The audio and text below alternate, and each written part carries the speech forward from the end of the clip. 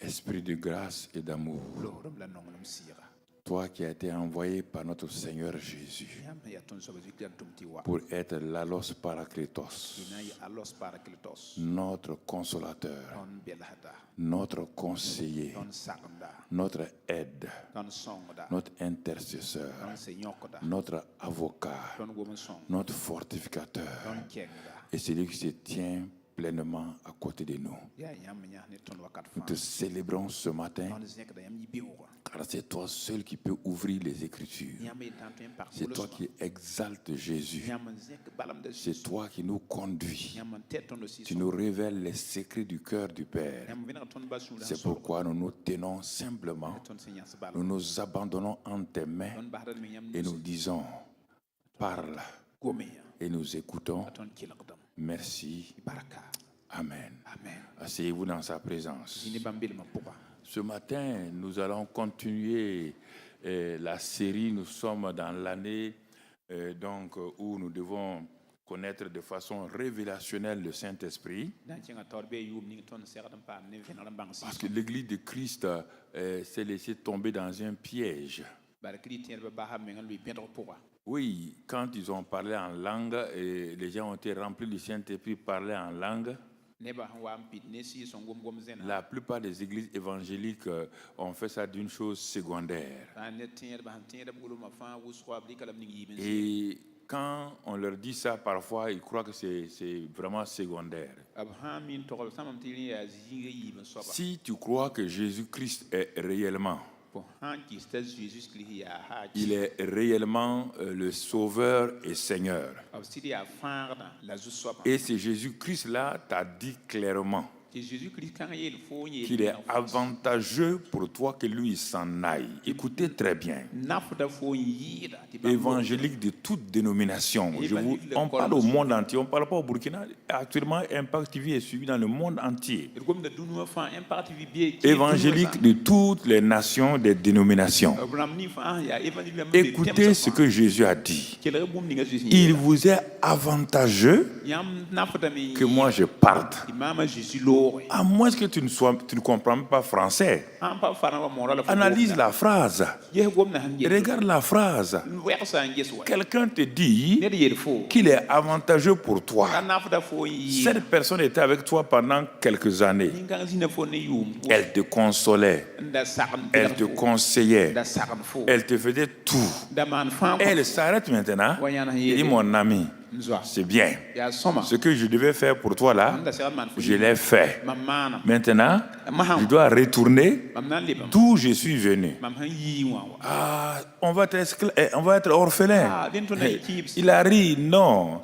Vous ne serez pas orphelin. Tout est préparé. Quand j'irai, parce que moi, je suis Dieu fait chair appelé Jésus. En tant que Dieu fait chair sur la terre là, je ne peux pas vous aider plus que ce que j'ai fait. Je ne peux pas être... Dieu veut que le monde entier soit sauvé. Mais en tant que Jésus là, il ne peut pas être sauvé. Puis, je suis limité dans un corps humain. Il faut que je reparte. Je vais revenir. Il a dit, je vais revenir. Il y a deux choses. Il a dit, il va revenir. Il va revenir par le Saint-Esprit pour vivre en nous, mais il va revenir finalement pour enlever l'Église. Donc le premier retour là, c'est quand il est monté. Pierre dit, c'est Jésus-là que vous avez crucifié, que vous avez enseveli, que Dieu a ressuscité, Dieu a glorifié. C'est lui qui a été fait Seigneur et Christ. Christ n'est pas son prénom, c'est sa dimension spirituelle. Il est retourné dans sa dimension et il revient par le Saint-Esprit en toi et en moi. Il vous est avantageux. Il dit maintenant, je peux être partout dans le monde. Je peux être en même temps au Burkina, en Algérie, en Chine, en Inde, au Japon, aux États-Unis. Voici l'avantage de la venue du Saint-Esprit. Et vous jouez avec lui. Vous appelez Jésus. Vous appelez Jésus. Jésus dit, c'est le Saint-Esprit qui va me glorifier, qui va m'élever. C'est le Saint-Esprit qui va élever ma présence. C'est lui qui fait toutes ces choses-là. Alors, frères et sœurs, c'est pourquoi Cette année, le Saint-Esprit dit, mets l'accent pour qu'ils comprennent. Par leur vie chrétienne, la tourne en rond. Ils sont dans l'activisme. Quand je parle là, je ne parle pas à vous ici, je parle à tout le monde. Ils sont dans l'activisme, puisque des pasteurs des églises entières ont arrêté pour écouter la série. Donc, ils sont branchés, ils écoutent actuellement. Donc, pourquoi? Parce qu'ils ont dit, ils n'ont jamais eu cette révélation. On leur a dit, oui, le Saint-Esprit fait ça. Saint-Esprit fait ça. On parle en langue. Et ils ne comprennent pas. Ils ne connaissent pas le Saint-Esprit. Dans ce monde de la connaissance révélationnelle du Saint-Esprit, il va nous conduire. C'est un mois, il ne faut pas manquer. Il ne faut pas manquer. Le mercredi, on enseignait ici. Certains étaient assis devant la télévision pour regarder le match. Mais tu es sorti de là-bas avec quoi? Ngao. Demain, tu vas revenir ici. Voilà. Tu es là ce matin. C'est ça le problème. Il faut venir. Il faut prier pour eux. Mais toi, tu dois venir ici. C'est important que vous compreniez. C'est ça par là que Dieu voit si vous l'aimez ou pas. Il est important que d'apprendre à connaître le Saint-Esprit. Sans cette connaissance-là, c'est un problème. Nous avons vu dans le niveau 1, et même l'introduction, que les pierres ne le connaissaient pas. Les pierres avaient le Saint-Esprit. Ils faisaient des miracles. Ils faisaient des choses. Mais le jour, ils ne connaissaient pas la voix du Saint-Esprit. On ne peut pas connaître le Saint-Esprit sans connaître sa voix. L'enfant reconnaît d'abord sa mère et son père par sa voix. Une expérience a été faite. 1 millier de femmes étaient quelque part. On a mis leur bébé loin. Bon, les enfants là pleuraient, les enfants pleuraient. Quand un bébé pleure, donc un bébé pleure, on dit à sa maman de parler. Quand une autre femme parle, l'enfant continue à pleurer. Mais quand sa maman là élève la voix, l'enfant sait que ça c'est la voix de sa mère. Donc l'enfant se taisait et elle venait prendre. C'est par là. Vous commencez à reconnaître quelqu'un par sa parole, sa voix qu'il vous parle.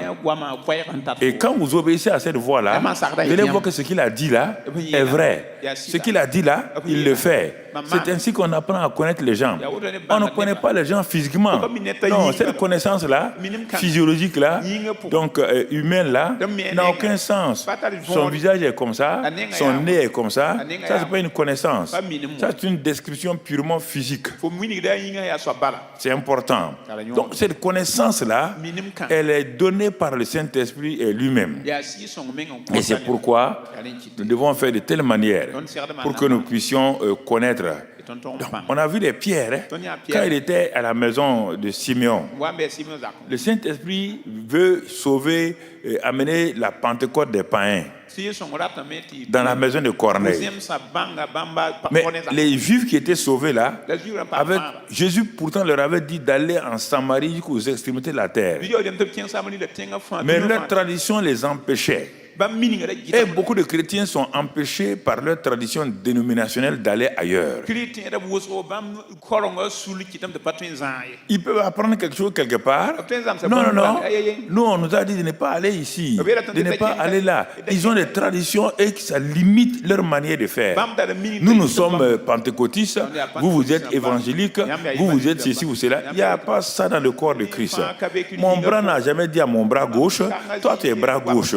Mon pied droit n'a jamais dit à mon pied gauche, toi tu es un pied gauche. On n'est pas pareil. Vraiment, il y a des choses qui sont des insenséries. J'appelle ça des insenséries. Des insenséries dans le corps de Christ. Tu ne peux pas dire que lui il est comme ça, lui il est comme ça. Vous êtes dans un corps. Ce n'est pas vous qui vous êtes placé. C'est Christ qui vous a placé. Vous ne pouvez pas dire je ne suis pas comme ça parce qu'ils ne lisent pas 1 Corinthiens 12. S'ils lisaient 1 Corinthiens 12 là, beaucoup de pasteurs auraient honte. Beaucoup de pasteurs seraient vraiment désavoués. 1 Corinthiens 12 nous décrit le corps de Christ. Que le bras ne peut pas dire au nez qu'il n'est pas, il doit pas être ici. Même le cœur là, ne peut pas dire à l'orteil là qu'il n'a pas le droit. C'est écrit dans 1 Corinthiens 12. Les gens ne veulent pas lire la Bible. Ils écoutent leur doctrine. Et c'est ce qui fait que les chrétiens n'avancent pas. Ils ne progressent pas. Vous les voyez tourner en rond. Ils tournent en rond. Ils tournent en rond. Le monde est là. Le monde les attire. Le monde vous attire pourquoi? Parce que vous n'êtes pas attiré par Christ. Vous n'êtes pas attiré par Christ. C'est pourquoi le monde peut vous attirer. Le monde va m'attirer sur la base de quoi? Jésus dit, Satan vient, il n'a rien en moi. Qu'est-ce que tu as en toi pour que Satan t'attire? Si tu as quelque chose en toi, il va t'attirer. Si j'amène un aimant ici, s'il n'y a pas de fer, si tout est en bois, je peux remuer l'aimant là, rien ne va bouger. Mais s'il y a un petit fer, c'est lui qui va être attrapé. Le cœur de l'homme est comme cela. Si ton cœur là est rempli de monde là, le monde va t'attirer. Ce n'est pas une affaire de dénomination, ce n'est pas une affaire d'église, c'est une affaire de relation entre le chrétien et Dieu. Si tu n'as pas cette relation là, tu n'iras pas loin. Bien aimés frères et sœurs, nous sommes dans un mois où Dieu veut se révéler d'une façon spécifique. Fais tout pour ne pas manquer aucun message. Mon ami, c'est important que tu comprennes. Donc c'est pourquoi nous avons continué. Pierre, quand Dieu, le Saint-Esprit a parlé, il ne sait pas que c'est le Saint-Esprit. Le Saint-Esprit l'aide à faire des miracles, mais il ne le connaît pas. Il ne le connaît pas. Et il dit, mais c'est comme ça qu'il commence. Il veut changer ta mentalité. La mentalité de Pierre, c'était quoi? C'était la loi. On ne doit pas. Voilà, Dieu a dit qu'il y a des animaux impurs et des animaux purs. De ne pas manger des animaux impurs. Un Israélite ne doit pas manger ces animaux. Maintenant, nous sommes sous la grâce. On n'est plus sous la loi. Dieu vient pour déranger la pensée de Pierre. Il lui montre la nappe là et il voit toutes sortes d'animaux là-dedans. Les animaux impurs, les animaux purs. Et la voix lui dit, lève-toi, tue et mange. Il a répondu, non, Seigneur, je n'ai jamais mangé des choses comme ça. Je ne mange pas les animaux impurs. Je ne mange pas. La voix se tait. Elle revient une deuxième fois. Lève-toi, tue et mange. Il dit non, ça là, c'est pas normal. C'est comme ça que quand Dieu veut vous faire avancer, on va le voir ce matin, vous êtes bloqué. Vous avez une manière de faire. Dieu vient par sa manière.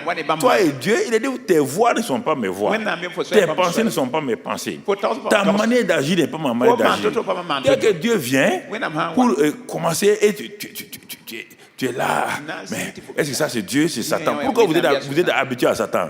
Vous êtes secrétaire général de Satan? Vous le connaissez, non? Tout le temps Satan. Vous l'avez vu où? Dieu qui est en vous, vous ne le voyez pas. Et c'est Satan. C'est Satan. C'est les sorciers. C'est ceci ou cela. Les sorciers peuvent te faire quoi? Misérable comme ça là. Les sorciers peuvent te faire à quoi un chrétien? Hey, je ne comprends pas. Il peut te faire quoi? Je ne sais même pas. Ça m'énerve. Quand un chrétien parle de sorcier, il peut te faire quoi? Il va te faire quoi? Satan est en lui. Jésus est en lui. Donc, Satan va vaincre Jésus. C'est une honte, il faut arrêter ça. Toi, tu cours devant Satan, devant les sorciers. Tu fais courir Dieu devant les sorciers, devant Satan.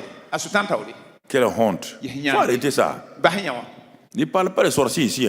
Sinon, je te chasse. Ne parle pas de sorciers ici. Ils n'ont aucun pouvoir. Ils sont au dehors. Ils sont au dehors. Ils n'ont aucun pouvoir. Aucun. Si ce n'est que tu lui donnes. Sinon que c'est celui que tu lui donnes. La puissance que tu lui donnes, il va utiliser cette puissance pour te détruire. C'est ça. À la fin, le Saint-Esprit élève la voix sur Pierre. Il dit, Pierre, lève-toi, va. C'est moi, j'ai envoyé des gens. Je m'appelle le Saint-Esprit. Il faut apprendre à m'obéir. Lève-toi. Il élève sa voix. Lève-toi et va. Pierre dit, le Saint-Esprit parle. Il dit, nous on croit que c'est la puissance. Beaucoup de gens croient que le Saint-Esprit c'est la puissance, c'est la force. Quand on fait ça, au nom de Jésus, Saint-Esprit, non, c'est Dieu lui-même. C'est pas un troisième Dieu. Ne vous flattez pas qu'il y a un premier Dieu, le Père, un deuxième Dieu, Jésus, un troisième Dieu, le Saint-Esprit. Le Saint-Esprit est le troisième Dieu. Il n'a pas de force. Les trois premiers de la classe là, ils n'ont pas la même consistance. Le premier est premier, le deuxième est deuxième, le troisième est troisième. Ils ne sont pas égaux. Non. Vous ne connaissez pas le mystère. Ce mystère de la Trinité, les gens ne connaissent pas. On ne les classe pas comme ça. Un troisième est plus faible que le deuxième. Le deuxième est plus faible que le premier. Dieu est capable de se démultiplier. Dieu peut prendre la chair. C'est ça qu'il te dit là. Le Saint-Esprit, Jésus dit un autre consolateur, un allos parakletos, pas un hétéros. Hétéros veut dire un autre, ça veut dire différent de moi. Mais quand il dit allos là, un autre qui est comme moi-même, il est Dieu lui-même. Mais le troisième ne peut pas remplacer le deuxième. Non.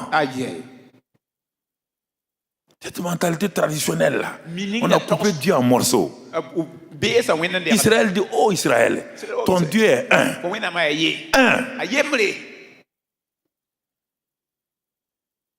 Ça c'est important que nous comprenions.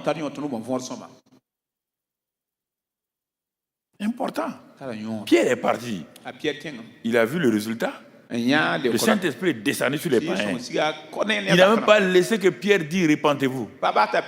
Il n'a même pas laissé Pierre dire mais le gars là il parle trop. Je vais leur montrer que c'est moi qui dirige. Le Saint-Esprit est descendu sur la maison de Corneille. Ils ont été obligés après de les baptiser. Et c'est depuis ce temps-là que Pierre a appris à connaître le Saint-Esprit par sa voix. Et Paul aussi a commencé à apprendre le Saint-Esprit, à connaître le Saint-Esprit par sa voix. C'est ce que nous avons dit dans les jours passés. Je répète, quand on enseigne, ce qui a été enseigné hier, le professeur vient, il fait un rappel. Quand il fait le rappel, sur le rappel, tout le monde n'a pas la même capacité d'absorption de la parole. Il y a des gens, quand tu prêches le mercredi, dimanche, ils ont tout oublié. Même le titre du message, ils ont tout oublié. Alors la méthode la meilleure, c'est de rappeler. Et sur ce rappel-là maintenant, mettre la nouvelle brique. C'est pourquoi j'ai fait ce rappel-là pour ceux qui étaient peut-être pris, qui étaient en voyage, pour qu'ils saisissent déjà où on va. Nous sommes dans la sous-série « Apprenons à connaître le Saint-Esprit ». Nous avons vu le niveau 1 le dimanche passé et nous sommes au niveau 2 aujourd'hui. Toujours c'est le même titre. Apprenons à connaître le Saint-Esprit, niveau 2. Je t'amène au niveau 2 maintenant. Tu es en train de croître. Nous sommes dans l'année de la croissance de l'église locale par le Saint-Esprit. Donc tu vas apprendre. Et ce matin, tu vas apprendre un peu plus. Donc mon frère, ma soeur, regardons, méditons sur la réalité de l'habitation du Saint-Esprit en nous. C'est ce qu'on va voir aujourd'hui. Le Saint-Esprit n'est pas au dehors en train de se balader. Non. Jean 14, verset 17, Jésus dit, il est en train de parler, il est en train de dire le futur. Jean 14, verset 17, il dit, l'esprit de vérité que le monde ne peut recevoir, que je vais vous donner là, parce que le monde ne le voit pas. Il ne le voit pas. Et ensuite, mais vous le connaissez, car il demeure avec vous et il sera en vous. Ça, c'est la parole prophétique de Jésus. Le Saint-Esprit n'est pas encore en eux. Le Saint-Esprit est dans Jésus. C'est pourquoi il dit, il est avec vous par ma présence. Mais quand je vais m'en aller là, il sera en vous. Il sera en vous. Donc le Saint-Esprit ne vient pas pour être à côté de nous. C'est Jésus qui était à côté de nous. Jésus, le premier allos parakletos là, il était à côté de ses disciples. Il était donc il vivait avec. Le terme avec, c'est avec Jésus. Le terme Saint-Esprit, c'est en. Il est en nous. C'est des termes qu'il ne faut pas confondre. Avec, en. Dans toutes les épîtres de Paul là, il dit en Christ, en nous.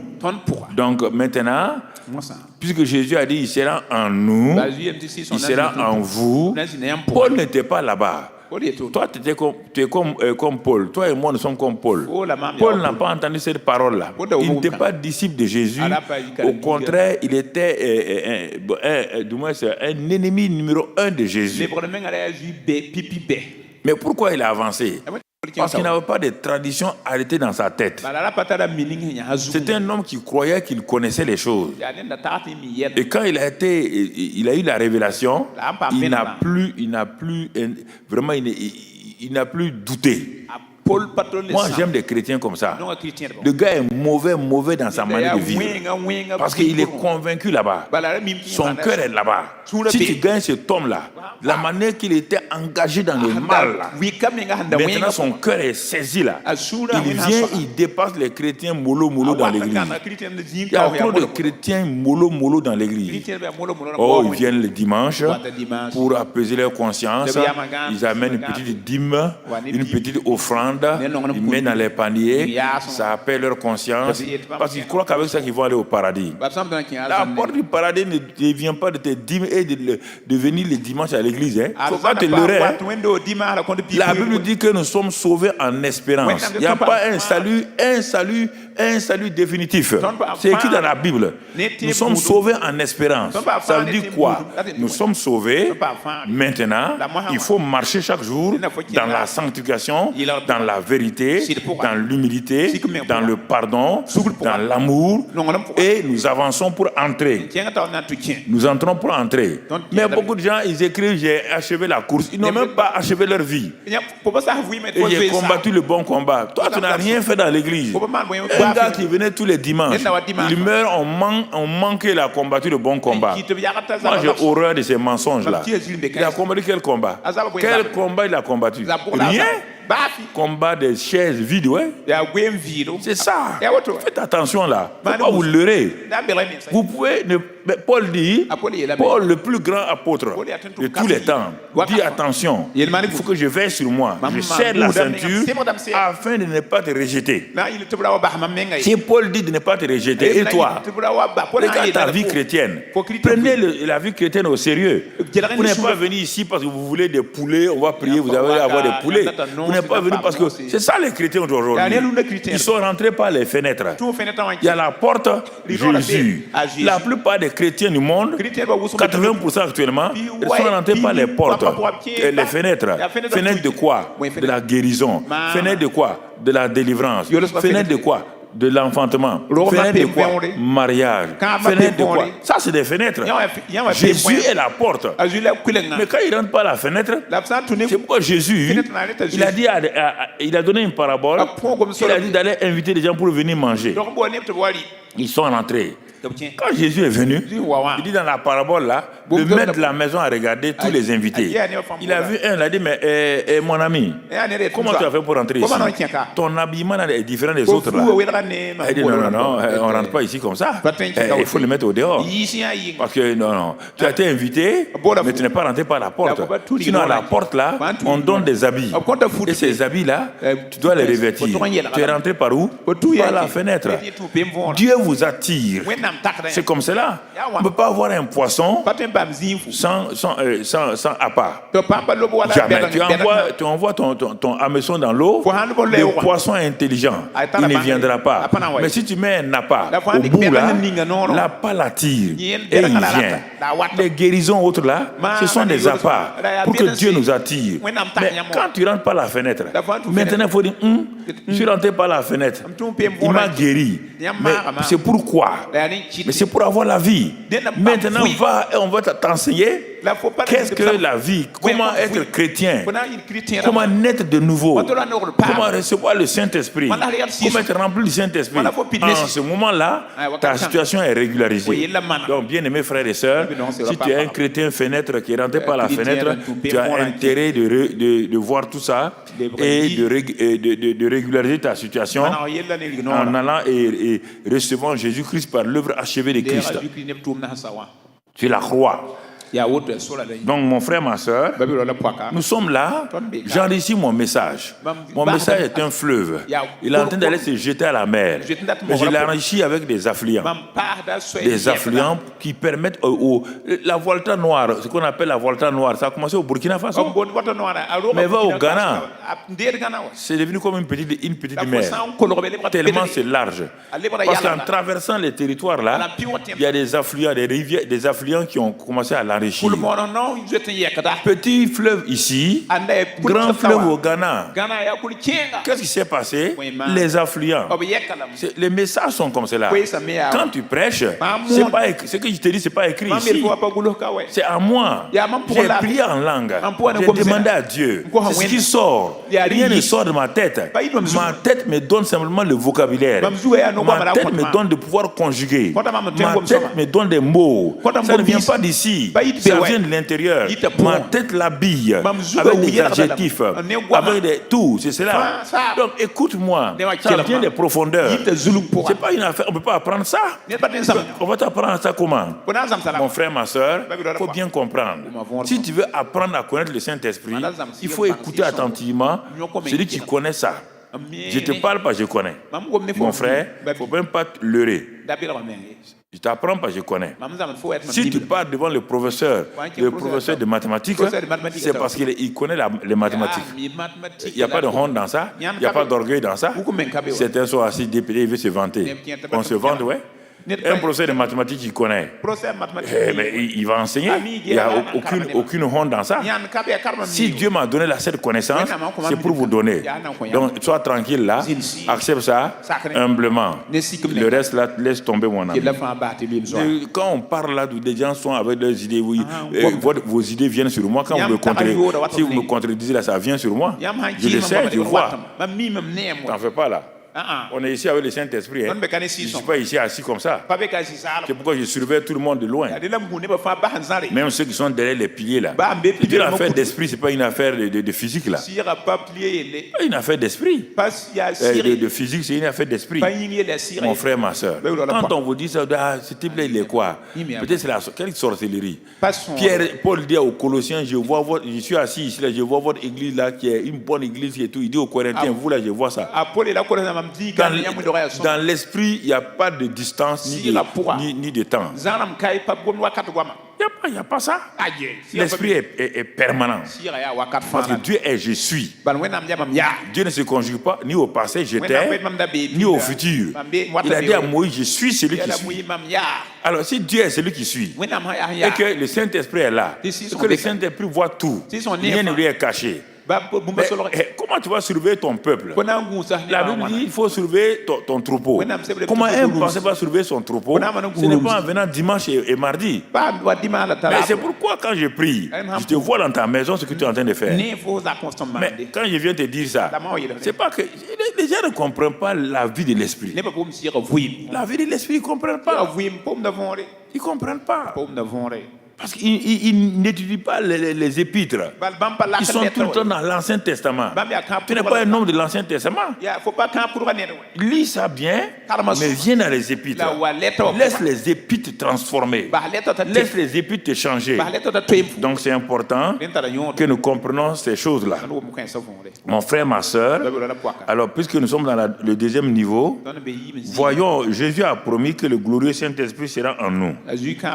Donc voyons ce que Paul et Jean ont découvert, ont expérimenté. Ils vont nous donner leur expérience dans les épîtres. Galates 4 d'abord, verset 6. Galates 4, verset 6.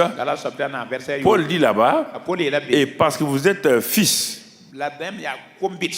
Dieu a envoyé dans nos cœurs l'esprit de son Fils, lequel crie Abba, Père. Tu es fils de Dieu. Dieu a envoyé dans nos cœurs l'esprit de son Fils. Et ce qui te permet de dire Abba, c'est d'appeler Père. Abba, ça veut dire Père. Parce qu'il dit, l'Esprit témoigne à ton esprit que tu es un enfant de Dieu. Le Saint-Esprit témoigne. Ce n'est pas le pasteur qui dit que tu es fils de Dieu. Non. Si tu as reçu le Saint-Esprit, il témoigne dans ton esprit que tu es enfant de Dieu. Que tu es né du Saint-Esprit. Il y a une assurance, une certitude. Personne ne peut te faire douter de cela. Ça n'a rien à voir avec une conversion. Ça n'a rien à voir avec une adhésion. Non, c'est une réalité spirituelle de la nouvelle naissance. Il dit ce qui est né de la chair est chair. Là, tu ne peux pas dire non.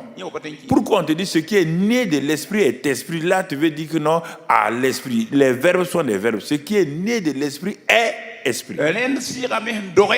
On n'a pas dit l'esprit. Et les gens disent, quand j'entends les gens parler, que l'homme est corps, âme et esprit. Mensonge. L'homme est esprit, âme et corps. Voici. Il n'est pas corps. Non, le corps est simplement l'enveloppe. Dans cette enveloppe-là, il y a l'âme. Mais l'élément important, c'est l'esprit qui a été régénéré. Puisque tu as l'image de Dieu maintenant, l'image de Dieu, ce n'est pas le corps ni l'âme. C'est l'esprit. Premièrement, tu es esprit, ayant une âme et vivant dans un corps. Voilà qu'il faut parler. Pas parler, vous dites corps, âme. Corps, non. Le corps a été fait en dernière position. Dit dans Genèse 1. Dieu dit qu'il a créé l'homme. Créer et former sont différents. Il faut faire attention au verbe. Créer à son image. Dieu est homme. Dieu est homme. Il a une chair. Donc quand il a créé Adam là, c'est d'abord esprit. On va lire dans Genèse 1, 26, 27, 28. Et ensuite, quand il a formé et il a créé maintenant, il faut qu'il le rende visible. Qu'est-ce qu'il a fait? Il a pris la poussière. La poussière là, on va lire encore dans Genèse 1, le dernier verset. Et il forma l'homme. Il a formé l'homme. Morphos, morphologie. Créer et former, c'est différent. Et maintenant, quand il a créé cet homme-là, il a fait quoi? Il a soufflé en lui. La combinaison donc de l'esprit du corps, c'est devenu l'âme, ce qu'on appelle l'âme. Voilà, les trois parties. Esprit, âme et corps. L'esprit avec le monde spirituel, l'âme avec le monde émotionnel, le monde des sentiments, de la volonté, le corps avec le monde physique. Donc tu vois, tu ne vas pas prendre le corps là, qui est l'élément physique, aller le mettre avant l'esprit. Les gens parlent au hasard. Nous sommes corps, quand j'entends, je dis, mais t'es un ignorant qui parle là. Même des pasteurs, un ignorant. Là, quand tu parles comme ça ne plaît pas au Saint-Esprit. Si tu es chrétien, tu es esprit ayant une âme vivant dans un corps. C'est ça la réalité. Mon frère, il ne faut pas contester. Tu ne parles pas de ton pasteur, de ta dénomination. Non, il ne faut pas te fâcher. La Bible est là, il faut ouvrir. Au lieu d'ouvrir la Bible, tu veux te fâcher. On parle de moi, je vais parler de toi. Ouais, pasteur, il y a un pasteur qui vient me contredire, il n'est pas ici. Tu es assis et je te contredis. Tu es un ignorant. Tu es allé à l'école biblique, tu n'as rien appris. Voilà, merci mon ami, je continue. Il est venu de parler à un pasteur. Là. Il est assis devant la télévision, chez lui. Il n'est même pas parti à l'église. Parce que tu es malade. Reçois la guérison. Tranquille. Galates 4.6. Galates 4.6. Romains 8, verset 16. Romains 8, verset 16. L'Esprit lui-même témoigne à notre esprit. Regardez. L'Esprit témoigne à notre esprit que nous sommes enfants de Dieu. Hein? Nous sommes enfants de Dieu. Tu vois? Il témoigne à notre esprit. Pas à notre ventre. Pas à notre tête. Il témoigne à notre esprit. Notre esprit est où? À l'intérieur. Pourquoi? Parce que lui et le Saint-Esprit, 1 Corinthiens 6, verset 19. 1 Corinthiens 6, verset 19. Regarde. Ne savez-vous pas que votre corps est le temple du Saint-Esprit? Ne savez-vous pas? Votre corps est le temple du Saint-Esprit qui est en vous. Saint-Esprit qui est en vous. Combien de chrétiens ne savent pas ça? S'ils savaient ça, au moment où il s'en va pour mentir là, le Saint-Esprit est en lui et il est en train de mentir. C'est terrible. Parce qu'ils ont un Dieu qui est à l'église. dès qu'on est né de nouveau, le Saint-Esprit en nous, on ne peut plus se séparer de lui. Quand tu pars voler, tu amènes le Saint-Esprit voler. Quand tu pars commettre des choses, tu amènes le Saint-Esprit faire la même chose, mentir. C'est la même chose. Pierre a dit à Ananias, je ne comprends pas comment toi et ta femme, vous vous êtes accordés pour mentir au Saint-Esprit. Tu comprends? Il est tombé raide mort. Il est tombé raide mort. Il faut que vous connaissiez le Saint-Esprit. C'est Jésus, il a dit que c'est lui qui doit nous consoler. Comment on voit quelqu'un va nous consoler si on ne le connaît pas? Pourquoi quelqu'un va nous consoler si on ne le connaît pas? C'est Jésus qui a dit cela. C'est pas moi. Mon frère. Quand tu vois, continuons verset 19 là. Donc, il dit, ne savez pas que votre corps est le temple du Saint-Esprit qui est en vous et que vous avez reçu de Dieu et que vous ne vous appartenez point à vous-même. Vous ne vous appartenez point à vous-même. Non. On dit à un chrétien, je vais faire ça. Je vais faire mon ministère. Dieu dit menteur, menteur. Tu ne t'appartiens pas. Tu as été racheté à un grand prix. Regarde la suite. Vous, vous-même, verset 20. Envoie le verset 20, ils vont comprendre. Verset 20. Car vous avez été racheté à un grand prix. Vous êtes racheté. Vous appartenez à Dieu. J'ai ma vie, tu n'as pas de vie. Christ dit, ce n'est plus, Paul dit, ce n'est plus moi qui vis, c'est Christ qui vit en moi. Ce n'est plus moi qui vis. Vous avez été racheté à un grand prix. Glorifiez donc Dieu dans votre esprit. Dans votre corps, dans votre esprit qui appartient à Dieu. Moi, pour dire j'ai ma volonté, je fais ce que je veux. Tu es un chrétien népios. Un chrétien népios. Un chrétien népios, qui ne pardonne pas népios, qui n'aime pas les autres népios, qui ne s'humilie pas népios. Tu es un chanteur népios, un choriste népios, un ancien népios, un diacre népios, parce que tu ne connais pas la réalité du Saint-Esprit. Tu n'es qu'un enfant gâté, tu n'es qu'un chrétien charnel, comme Paul a dit aux Corinthiens. Vous êtes des chrétiens charnels. Charnel, vous divisez le corps de Christ. Moi je suis de Céphas, moi je suis de Paul, moi je suis d'Apollos. Est-ce qu'ils sont morts pour vous? Ils sont morts pour vous? Est-ce que non? Mon frère, ma soeur, un chrétien doit s'identifier à Christ, doit s'enraciner en Christ. C'est ça qui est important. 1 Jean 3, verset 24. Nous continuons ce que les Pierre et Paul et Jean ont découvert. 1 Jean 3, 4. Celui qui garde ses commandements demeure en Dieu et Dieu en lui. Voici comment nous pouvons garder cette constance de la présence de Dieu en nous. C'est parce que tu ne gardes pas les commandements de Dieu que tu ne sais pas que Dieu est en toi. Mon ami, quand Dieu te dit de faire ça, tu ne fais pas. C'est pourquoi tu ne sais pas qu'il est en toi. Celui qui garde ses commandements demeure en Dieu et Dieu en lui demeure. Nous connaissons qu'il demeure en nous par quoi? Par l'esprit qu'il nous a donné. Pas en tapant la tête. C'est par l'esprit. Parce que l'esprit qui nous a donné témoigne. Quand je fais, il dit de faire quelque chose, je le fais, je suis content. Par exemple, dans l'église là, je prends ici l'église Eden TBI. Bon, on a donné du travail à chacun. Je prends les responsables. Certains sont diacres, d'autres sont les anciens. Et il y a plusieurs départements, 35 départements. Certains sont évangélistes. Chaque département, donc chaque chrétien est censé être dans un département. Donc chacun travaille avec l'amour et tout. Donc il faut éviter que lorsque vous êtes dans ça, d'être un chrétien susceptible. Vous n'êtes pas là pour vous-même.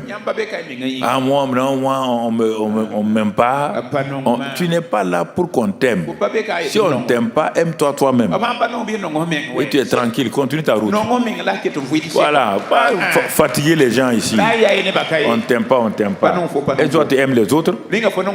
C'est ça. Quand vous travaillez dans le corps de Christ, vous devez accepter des reproches. Vous devez accepter que le travail qu'on vous a confié là n'a pas été bien fait et on peut le faire comme ça. Quand vous êtes en réunion, que lorsqu'un frère parle, il faut écouter. Nous sommes dans un corps en train de construire. Mon frère, on ne parle pas des faiblesses des gens. On se parle, on s'encourage les uns les autres. Mais un chrétien ou une chrétienne qui n'aime pas qu'on lui dise, ah mon frère, on aurait pu faire comme ça. On n'est pas en train de dire que ton travail n'est pas bon. Mais on peut l'améliorer comme ça. C'est ça qui a fait avancer le monde. Parce que des gens ont fait des choses. Les frères Wright ont fait le premier avion. Les frères Wright, ils ont fait le premier avion. Mais dans cet avion-là, tu ne peux pas rentrer là-dedans.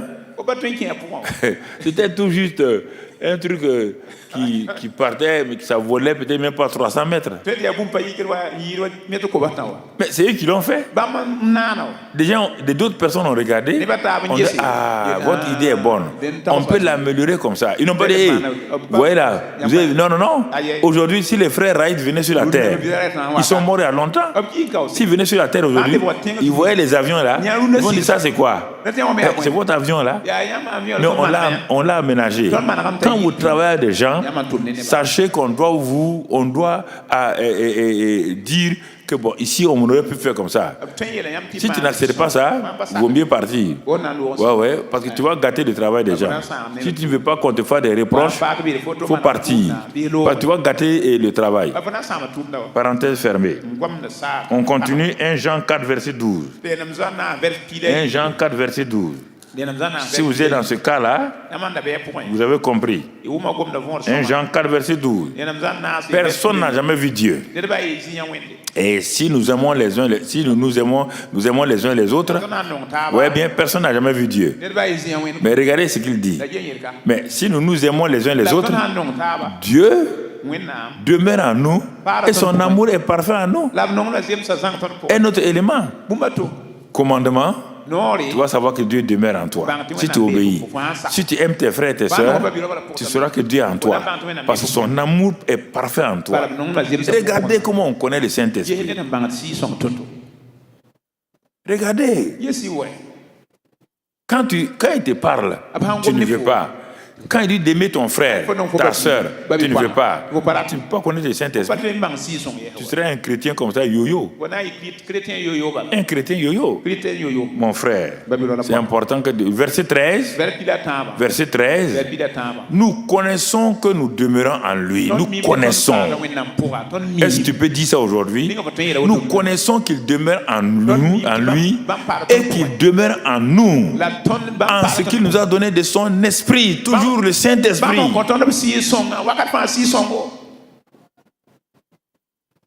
C'est par le Saint-Esprit. Ah oui, Dieu demeure en nous. Par qui? Pas par Jésus. Par le Saint-Esprit.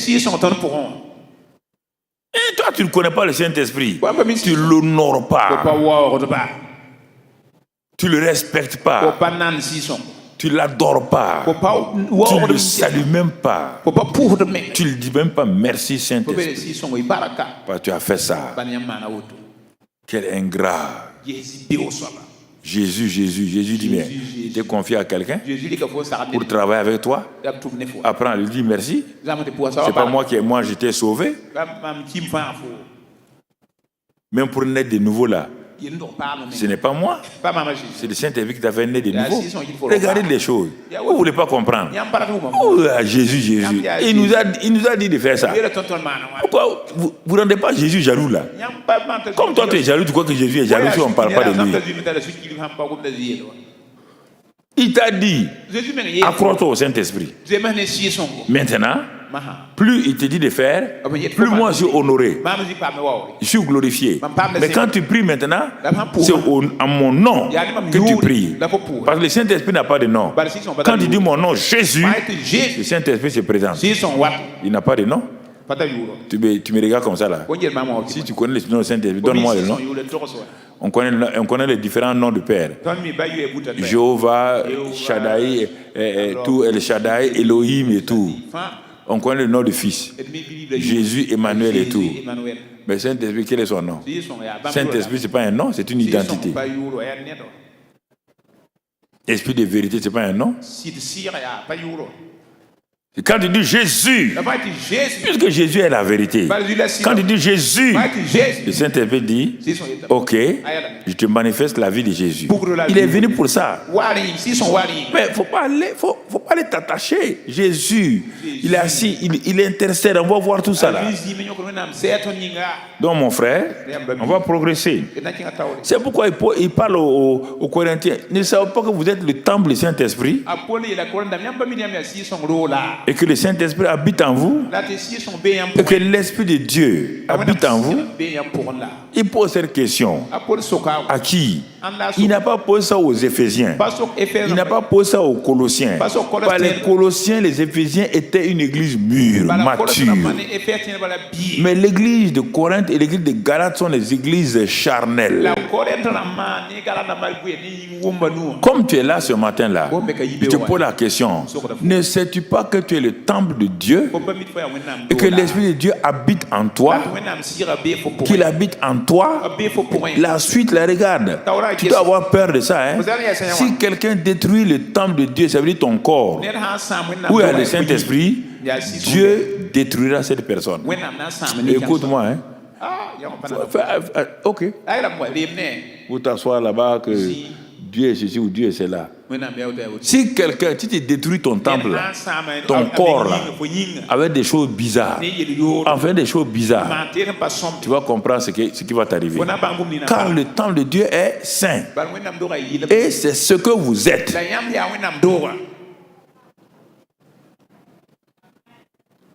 Écoutez, hein.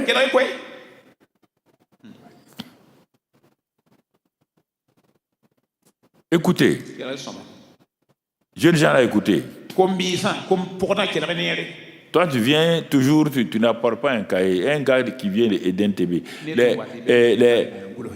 Les surveillants là, ceux qui surveillent dans les allées là, vous allez me donner le nom de tous ceux qui sont assis, les bras croisés, ils n'écrivent rien là.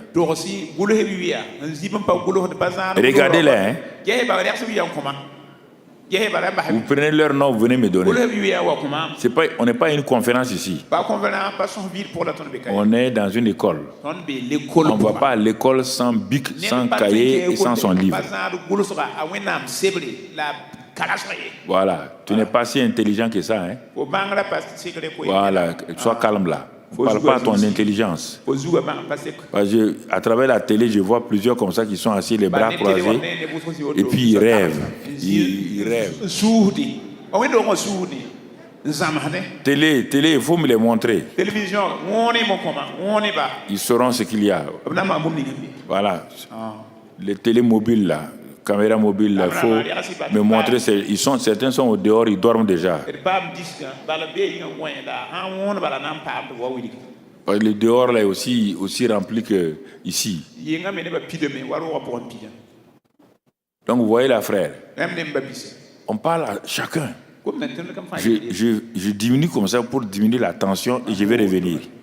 Ne t'en fais pas, c'est pédagogique. J'étais d'abord saturé. Maintenant, je vais te dégonfler un peu et on va attaquer la deuxième partie. Alors, puisque nous voulons connaître le Saint-Esprit,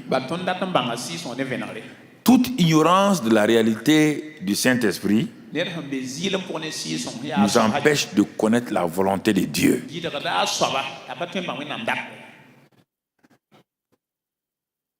La volonté de Dieu est dans la parole de Dieu en tant que logos. Mais la volonté révélée, Réma, n'est pas ici. C'est dans le Saint-Esprit. Il y a deux aspects de la volonté de Dieu. Ici, là, tu vois, dans la Bible, là, il y a la volonté de Dieu. Mais mon frère, la volonté de Dieu de façon générale. Mais la volonté de Dieu de façon personnelle n'est pas ici. Ta vie personnelle, là, ça n'est pas ici. Voilà le problème des chrétiens. C'est pourquoi certains ne veulent pas lire la Bible. Ils sont liés à des prophètes et des prophétesses. Ils veulent des rémans sans enracinement de logos. C'est pourquoi leur vie la tremble. Il n'y a pas un arbre sans racine. Jamais. Il n'y a pas d'arbre sans racine. Tu ne peux pas vivre de révélation sans t'appuyer sur le logos. C'est en s'appuyant sur le logos que le réma va venir, par le Saint-Esprit va remuer la parole là, va révéler la parole là, et tu vas savoir ce que Dieu veut pour toi. Mon frère, ma soeur, il est important que tu comprennes cela. Dieu dit, sans la connaissance, mon peuple périt. L'ignorance fait périr le peuple de Dieu. Alors, nous allons voir le Saint-Esprit intercesseur, notre partenaire intercesseur. Comment, voilà, on l'a vu par la voix. Maintenant, on va parler, on va prendre notre vie d'intercession. On va venir sur ça toute l'année. Ne vous inquiétez pas. Ça, ce sont les débuts que je commence comme cela. Ah, tout le monde dit, je vais intercéder, je vais prier. Ok, formidable. C'est très bien. Mais regarde ta vie d'intercession. Si tu pouvais te noter toi-même, ta vie d'intercession. L'intercession, c'est pas aller parler, 2 heures, 3 heures, 4 heures, puis sortir, tu es content. C'est ça l'intercession? Ça, c'est bavardage.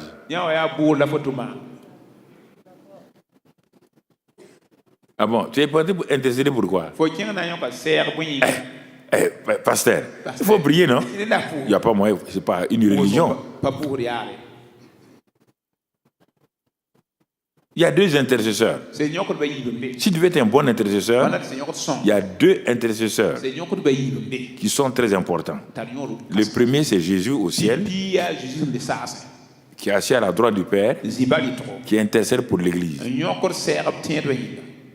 Pourquoi? Parce qu'il a dit, les portes du séjour des morts ne prévaudront point contre mon Église. Lui, il intercède auprès du Père pour l'Église.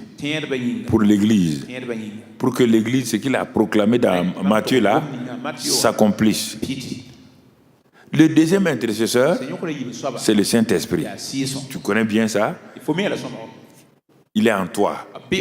Lui, il est venu pour t'aider dans ta vie d'intercession. Pourquoi? On va le voir. Parce que dans la vie d'intercession, il y a 2 éléments. Il y a tes besoins personnels. Et c'est ça, c'est demander et recevoir. Cherchez, vous trouverez. Frappez et l'on vous ouvrira. Ça, c'est ce premier niveau-là. Ça, c'est tes besoins. J'ai besoin de ceci ou cela. Tu peux pas prier le Père. Mais ce dont on parle là, le deuxième niveau-là, ce n'est pas ça. Ce sont des choses que tu ne connais pas. La volonté de Dieu pour ta vie. Ce n'est pas écrit ici. Tu ne peux pas aller prier pour aller dire, il y a la volonté de Dieu qui est cachée.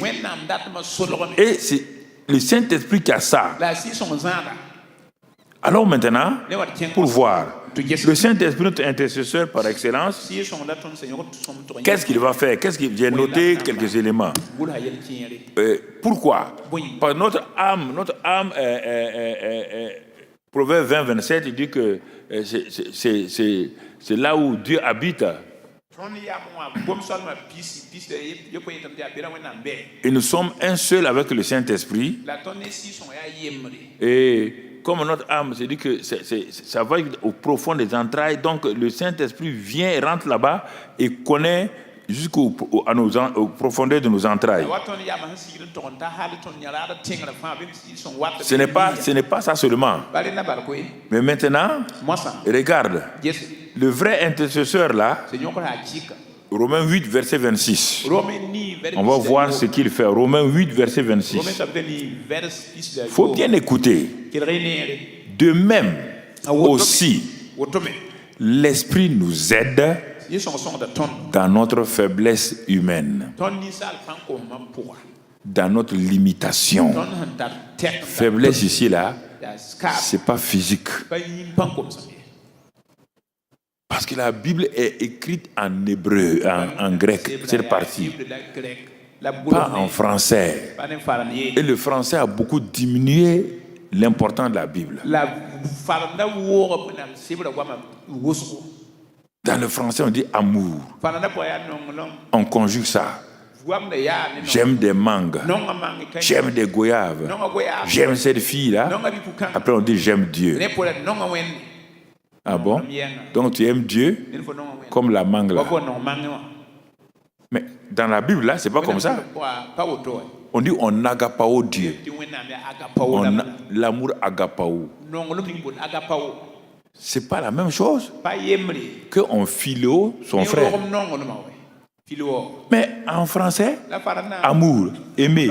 C'est ça qui faiblit. Ça affaiblit notre manière de connaître Dieu. C'est pourquoi on dit le consolateur là. On ne comprend pas. Le consolateur, il devient non. Il y a 7 choses qui sont liées à lui. Consolateur, conseiller, aide, avocat. Celui qui se tient à côté de nous. Celui qui nous donne la force. Quand on dit faiblesse ici, il vient pour notre faiblesse. Ce n'est pas physique. Non.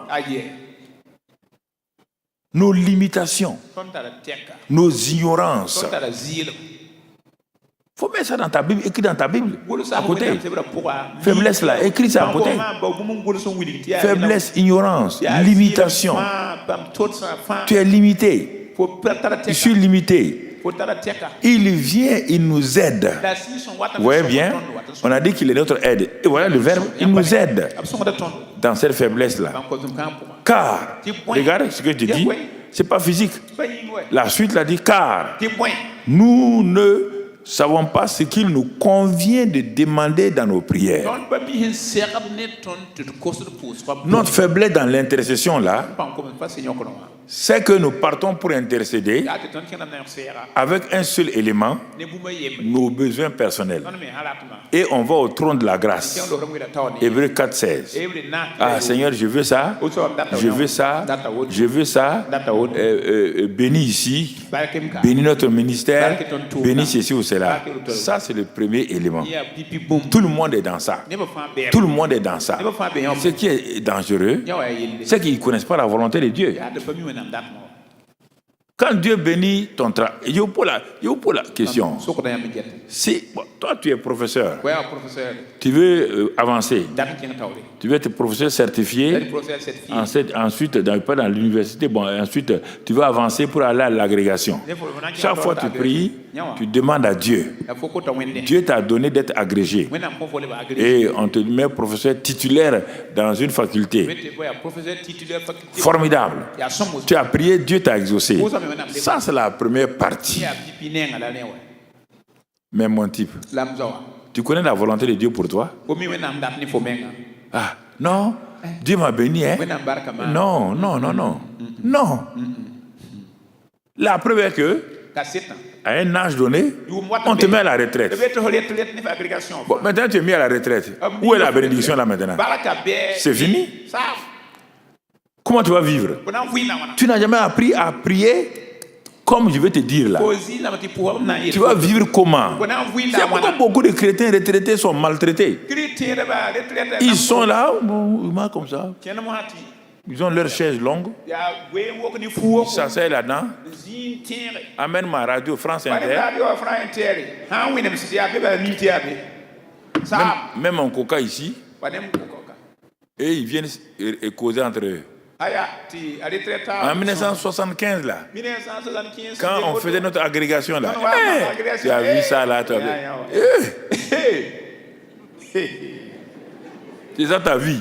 Mais regardez, vous avez prié pour que Dieu vous bénisse. Il vous a béni là. Il y a quoi maintenant?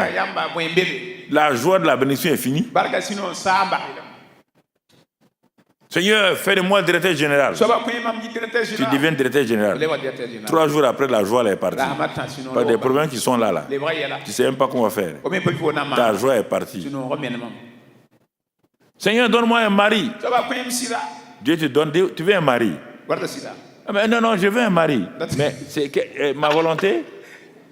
Un mari de ma volonté. Seigneur, j'ai vu un gars là. Ah bon? Tu as vu un gars? Il est comment? Quand il sourit, toi-même tu es mouka quoi. Mais quand le gars marche, il marche comme Papa Karambiri.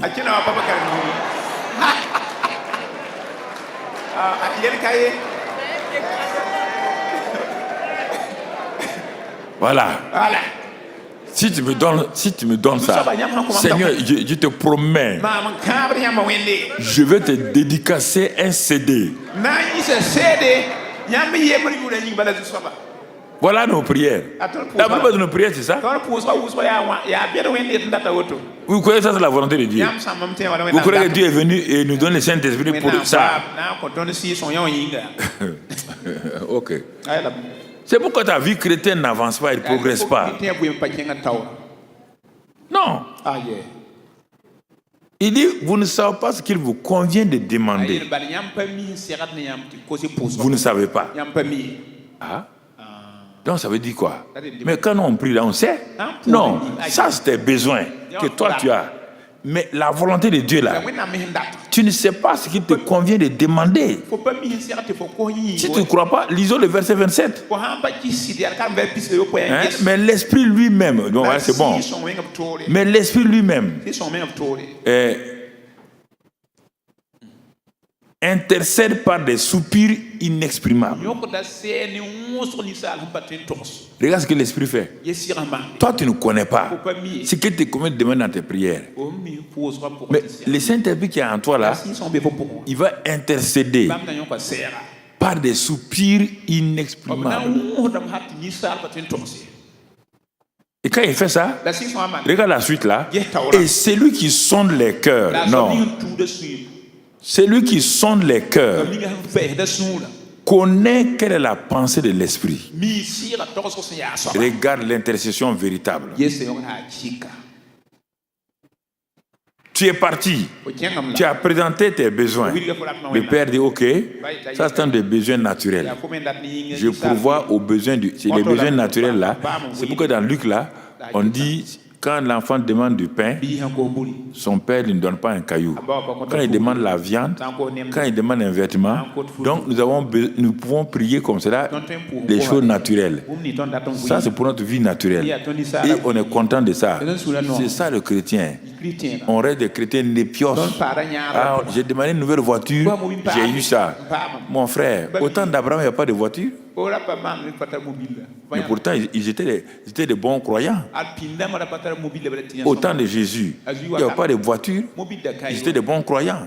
Au temps de Paul, là, il n'y avait pas de voiture. Pourtant, Paul a fait le tour du monde. Parfois, on l'a frappé. Parfois, il a failli se noyer. Il était dans la volonté de Dieu. Parce qu'il savait ce qu'il convenait, par le Saint-Esprit l'a éclairé. Écoutez cette partie-là. C'est ça qui bloque beaucoup de pasteurs et de chrétiens. Mes besoins naturels là, ça c'est demander et recevez. Frappez et on vous ouvrira. Cherchez et vous trouverez. Car il n'y a aucun homme méchant qu'il soit, qui va donner un caillou à son enfant s'il lui demande de la viande. Ça, c'est vos besoins. Les vêtements, les voitures, les maisons. Ça, c'est ça. On ne parle pas de ça ici. On te parle de ta vie. Ce qu'il te convient de demander. Mais tu es faible, limité. Tu ne sais pas. C'est de ça qu'on parle. C'est ça qui fait la joie. Quand tu découvres la volonté de Dieu pour ta vie, les choses naturelles que tu avais eues là, tu les laisses tomber. Ça ne t'intéresse plus. Tu es entré dans la deuxième partie du lieu secret. Tu as entendu le cœur du Père pour toi. Tu es sorti avec ces révélations. Je ne sais pas ce qu'il me convient, ce qui est juste par rapport à la volonté de Dieu. Mais Dieu dit, ce n'est pas un problème. Mon enfant, ce n'est pas un problème. Pourquoi te plaindre? Actuellement, quand il dit ça, toi tu te plains. Non, ce n'est pas un problème. Pourquoi ce n'est pas un problème? Ce n'est pas un problème. Celui qui sait tout, celui qui connaît tout, Dieu l'a envoyé, il est en toi. Dis Amen, misérable. Il y a des choses, on doit dire Amen, vous vous taisez. Vous asseyez beaucoup comme ça là. On dit que tu ne sais pas. Tu ne sais pas. Mais toi, tu t'inquiètes. Mais Dieu te dit, ne t'inquiète pas.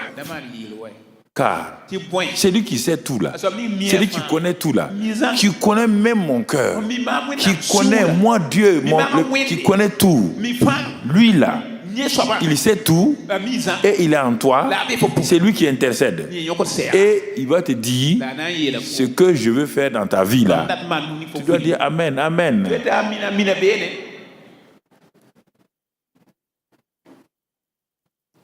Tu comprends?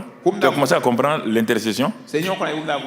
On remplit les écrits pour intercéder 3 jours pour les besoins. C'est normal. Mais ce que je te parle là, c'est individuel, c'est personnel. C'est personnel. Mercredi prochain, on va intercéder pour le pays encore. On a fait la convocation solennelle il y a 3, 4, 5 janvier. On savait que le pays allait traverser des problèmes sur la révélation qui a été donnée en 2020 et que je vous ai donnée. Et que se trouve ça sur les réseaux. Donc Dieu a dit que 2022 là, c'est des problèmes qui commencent sur. Donc on a provoqué la convocation solennelle 3, 5, 6, 5, 6, 7 janvier. On a prié pour que les choses ne soient pas violentes. On a prié que la volonté de Dieu se fasse. Ok.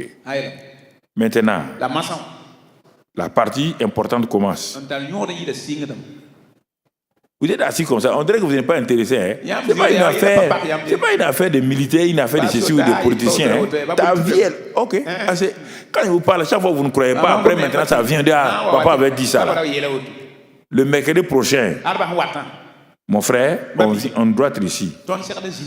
Tous les gens, les DG, les quoi là, je vous parle. Hein? DG, quoi. Que vous devez terminer, un DG ne sort pas avant 18h30 ou 19h ou 20h là. Professeur et quoi là. Vous êtes là. Vous êtes là dimanche matin plein. Quand on dit intercession, voilà. Donc ceux qui sont au dehors là, vous m'entendez? Si vous m'entendez, criez Amen. Ok, très bien. Bon entendeur, salut. On est là. Vous êtes dans le pays, non? Ou bien, vous n'êtes pas habitant du pays? Vous n'êtes pas habitant du pays? Ok. Continuez. Mercredi, on est là. Ce sera uniquement sur le pays. Sur le pays. Mercredi prochain, Dieu voulant. Tu vas comprendre ce qu'il y a. Alors, que faire? Je ne sais pas ce qu'il me convient de demander. Qu'est-ce que je dois faire, pasteur? C'est pourquoi je suis là pour t'enseigner. Qu'est-ce que je dois faire? Cette partie-là pour que le Saint-Esprit te montre la volonté de première chose, tu dois te soumettre et t'abandonner au Saint-Esprit lui-même. Te soumettre, t'abandonner au Saint-Esprit. Tu entends? T'abandonner à lui.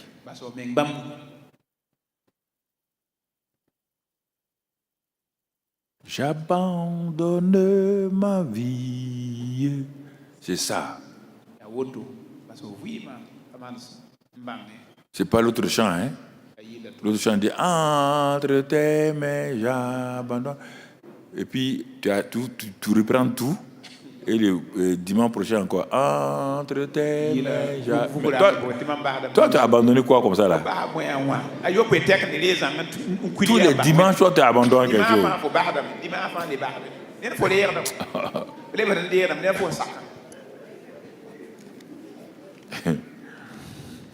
Première chose, s'abandonner. Mais voilà, Saint-Esprit, j'abdique. Je ne veux plus me conduire moi-même. Je ne veux plus me diriger. Mais voilà, je me remets en tes mains pour que tu m'utilises pour la gloire de Jésus. Tu entends? Alors, tu te présentes régulièrement quand tu vas dans la prière, tu te présentes au Saint-Esprit. C'est vrai. Tu vas commencer à voir, mon frère, quand on va revenir sur ça plus tard, que lorsque tu t'es abandonné là, au Seigneur, deuxième chose que tu vas voir, parce que on va revenir tout ça encore en profondeur. Deuxième chose, c'est 1 Corinthiens 14, verset 2, que tu vas commencer à voir, parce que là aussi encore beaucoup de gens ne sont pas dans ce domaine-là. Ils ont commencé mais ils n'ont pas terminé. 1 Corinthiens 14, verset 2. En effet, celui qui parle en langue ne parle pas aux hommes, mais à Dieu, car personne ne le comprend, et c'est en esprit qu'il dit des mystères. Écoutez. On te dit que c'est le Saint-Esprit qui sonde les profondeurs de Dieu. Et le Saint-Esprit te connaît toi. Mais ici, là, toi, tu veux aller prier. Tu veux aller intercéder. Tu dis, moi, je ne viens pas avec mes besoins aujourd'hui. Je laisse mes besoins. Je veux être un intercesseur qui est dirigé par toi. Mais je ne connais pas. Je suis limité. Saint-Esprit dit, c'est pourquoi je t'ai donné un langage. Écoutez cette partie-là. Je t'ai donné un langage. Ta langue morée là, ta langue française là, ta langue anglaise là est limitée. Et Satan comprend ça. Écoutez cette partie très importante. Quand tu parles en français là, les démons que Satan a placés là-bas là, chaque fois, ils transmettent à leur siège que cette femme-là veut telle chose. Il commence à agir par des choses sur toi.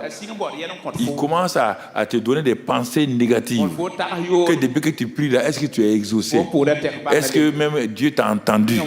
Et tu es découragé. C'est pourquoi Dieu t'a donné cette langue. On va le voir tout à l'heure, on va le développer. Il dit, il va édifier ton homme intérieur d'abord. Parler en langue édifie ton homme intérieur. Ça fortifie ton homme intérieur. Mon frère, ma soeur. Et maintenant, quand il fortifie ton homme intérieur, alors qu'est-ce qui va se passer? Et tu vas commencer à le louer. Tu rentres dans une intimité maintenant. C'est un temps d'intimité. C'est pas un temps où tu es agité. Parler. Non. Intimité où tu le loues. Tu n'as pas appris à louer le Saint-Esprit. Tu crois que c'est un péché, je ne sais pas. Tu n'as pas appris à l'adorer. Saint-Esprit, je t'adore. Je te donne ma vie. Je t'aime tant. Tous les cantiques sur le Saint-Esprit là, que tu les connaisses bien, change les mots. Loue-le. Loue-le. Et l'atmosphère là où tu pries va commencer à changer. C'est le Saint-Esprit qui amène la présence. Bien qu'il soit en toi, il amène la présence du Seigneur. Loue-le. Bénis-le. Mon frère, tu peux commencer en français, en moré, et ensuite tu rentres en esprit. Tu rentres en esprit. Tu rentres en esprit. Tu rentres en esprit. On te dit qu'en entrant en esprit là, ce sont des secrets, des mystères que tu dis que personne ne comprend. Mais ton problème, c'est que toi-même tu ne crois pas à ton parler en langue. Toi-même tu ne crois pas à ça. Satan te dit, hey, pour toi là, ça ressemble à pas à quelqu'un. Comment tu parles là? Tu parles ziba comme ça. Hein? On dirait que tu as inventé toi-même. Mais c'est normal. C'est normal, mon frère. C'est normal qu'il fasse ça. Le parler en langue est une langue familiale. C'est une langue familiale. Entre papa bon Dieu et ses enfants. Hey, vous ne comprenez pas. Hein, mon frère? C'est une ligne privée. Une ligne téléphonique privée. Quand tu parles ça, Satan et ses démons sont dépassés. C'est-à-dire que leur corps là.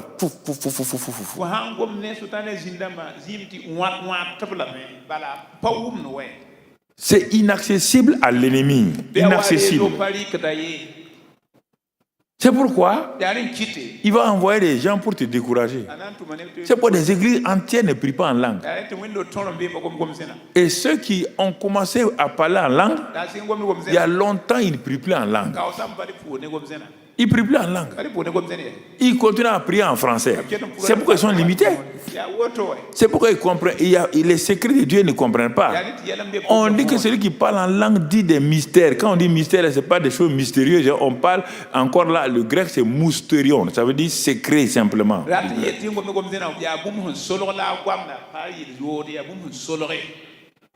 Si tu veux comprendre les mystères là, allons dans 1 Corinthiens 2. Tu vas comprendre que ce sont des choses que tu ne peux pas aller prier et parce que ce n'est pas des besoins. C'est des choses cachées que Dieu veut te révéler. 1 Corinthiens 2, verset 9. On va le lire à 1 Corinthiens 14, 2. Mais comme il est écrit, ce sont des choses que l'œil n'a point vues. Ce que Dieu veut te donner là. Ce que Dieu veut te révéler là. Ton œil n'a jamais vu. Et tes oreilles n'ont jamais entendu. Et ce sont des choses qui ne sont point montées au cœur, à ton cœur. Mais de l'homme, des choses. Alors, si c'est pas, je ne connais pas. Si je n'ai pas entendu. Mais Dieu dit, pourquoi tu es pressé? Finis la suite. Ces choses-là que Dieu a préparées pour ceux qui l'aiment. Ah! Moi, j'ai mes besoins. Ce n'est pas des choses que Dieu a préparées. C'est moi, mes besoins que j'ai préparés. Vous entendez là? Ce sont mes besoins que j'ai préparés. Je les prends, je les amène pour prier. Tu dis, mon fils, c'est bien. C'est des besoins purement physiques, professionnels. Je vais t'aider dans ton travail. Là. Je vais faire prospérer ton entreprise. Là. Mais ce n'est pas pour ça que tu es... non. Et toi, tu sors, tu dis, oh, gloire à Dieu. Dieu va bénir mon entreprise. Formidable. Mais tu es limité. Tu es dans la faiblesse. Est-ce que vous m'entendez ce matin? Vous comprenez? Pourquoi votre vie d'intercession ne va pas loin? Pourquoi vous êtes découragé? Vous êtes découragé parce que des choses que Dieu a préparées. Mais pour qui? Ceux qui l'aiment. Dieu ne va pas donner ces choses à des gens qui ne l'aiment pas. L'aimes-tu réellement? Toute la question est là. Ceux qui l'aiment pratiquent sa parole. Tu es venu pourquoi? Tu es dans l'église là pourquoi? Tu es venu à l'église pourquoi? Pour avoir des choses, il vaut mieux partir. Les chrétiens ne peuvent pas pour avoir des choses. C'est pour aimer Dieu. Et Dieu a préparé des bonnes choses pour ceux qui l'aiment. C'est la condition. Hein? Dieu bénit moi, il va te bénir. Mais ces bénédictions ne vont pas t'amener loin. Ces bénédictions-là sont suivies de chagrin.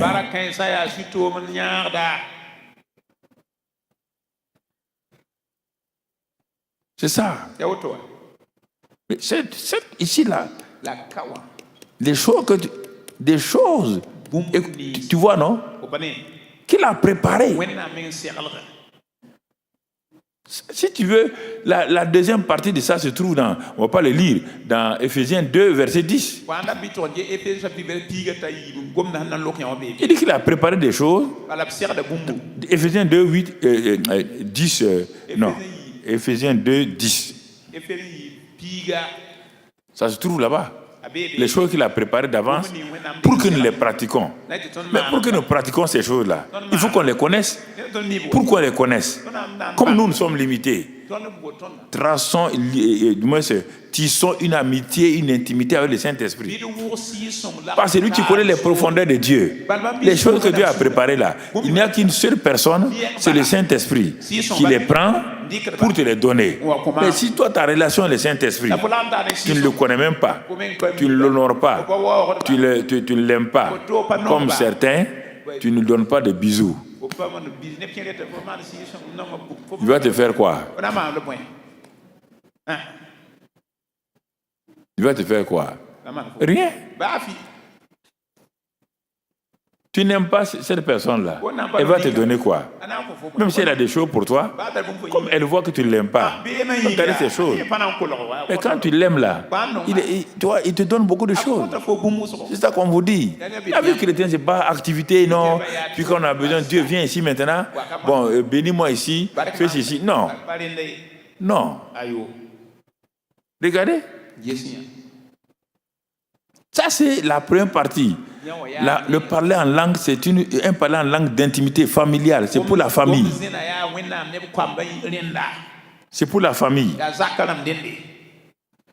Satan, l'étranger, ne comprend pas. Quand tu es dans ta maison, même prenons un cas négatif. Quelqu'un vient chez toi. Hein? Parce que il veut faire quelque chose avec toi.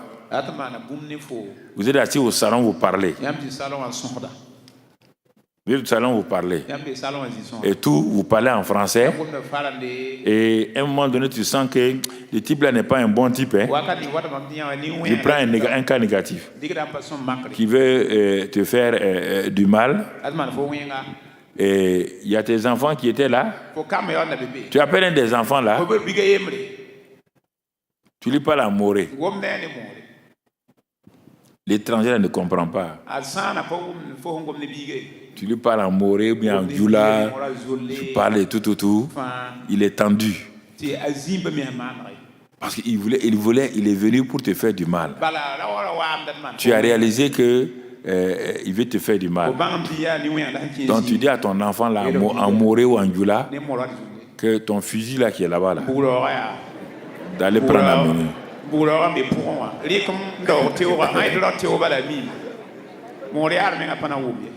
Et puis, tu chuchotes à l'oreille de l'enfant.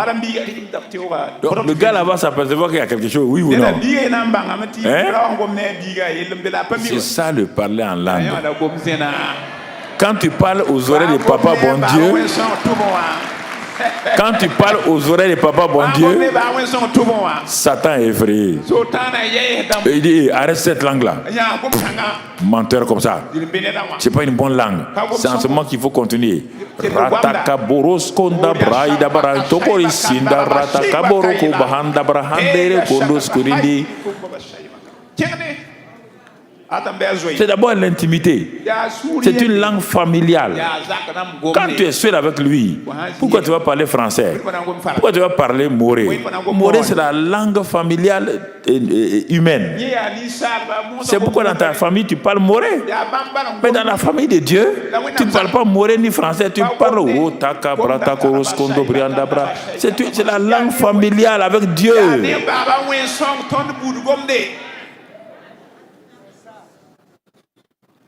Mais il y a des secrets. Quand tu dis comme cela, ces secrets-là, on n'a pas le temps, ils sont nombreux. Ce sont des choses cachées, des connaissances, des pensées que le Saint-Esprit, le Père voyant que tu es en train de parler le langage du Saint-Esprit, le Saint-Esprit communique ça au Père. Il sait de quoi il s'agit. Et les choses commencent à venir. Mais il va te les donner dans ta pensée, pas tout de suite. Peut-être il va te donner certains tout de suite, mais d'autres, c'est quand tu seras en train de faire des activités, brusquement quelque chose, tu vas dire, on dirait que c'est la réponse à ma prière. Là. Et tu as une assurance. Ce n'est pas tout de suite qu'il va te tout donner. Parce que ce que tu as prié, toi-même, tu n'as pas compris. C'est le Saint-Esprit qui a compris. Et il y a des choses secrètes qu'il veut te donner. Mais il faut que tu sois dans un endroit, dans une position ou avec quelqu'un pour que la chose s'accomplisse. Mais au fur et à mesure que tu pries en langue et que tu vois les choses s'accomplir là, tout de suite ton amitié avec le Saint-Esprit s'amplifie. Ta relation avec lui devient une relation bien. Tu commences à développer la crainte de Dieu. Dieu est comme ça. Le Saint-Esprit me répond. Quand je l'appelle, il vient à mon secours. Oui, il est aide, il est consolateur, il est conseiller. Appelle-le. Quand tu es en classe, vous êtes en train de faire des choses, le professeur a donné des choses. Mais à l'école, quand on ne comprend pas, on lève la main. Monsieur, répétez, je n'ai pas compris. C'est ça le conseiller. Il va te dire, il va répéter sous une autre forme. C'est ça que le Saint-Esprit fait. Mais toi, tu ne parles jamais en langue. Ou bien si tu parles en langue, c'est 2 mots. Cela. Angula, ça veut dire singe. Quand il dit cela. Il dit que singe. Il parle de qui? Il n'y a pas de singe ici. Hein?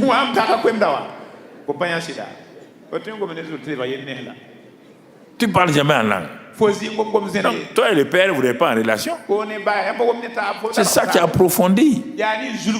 C'est pourquoi l'église locale ici doit régulièrement voir ceux qui ne sont pas baptisés du Saint-Esprit. Vous faites déjà ça, c'est très bien, chaque baptême. Mais il faut voir ça régulièrement, une session chaque fois, pour que les gens avancent ensemble. Je sais que presque 99% des gens parlent en langue, mais le 1% là, il faut les prendre. Certains sont découragés, il faut les amener, qu'ils commencent à vivre ça. Et les enfants sont plus actifs. Les enfants facilement. Mais les gens disent, le parler en langue n'est pas pour les grandes personnes. Ou bien, c'est quand ton enfant a 19 ans qu'il a commencé à parler moré. Hein, DP. Ton enfant a commencé à parler moré quand il était petit.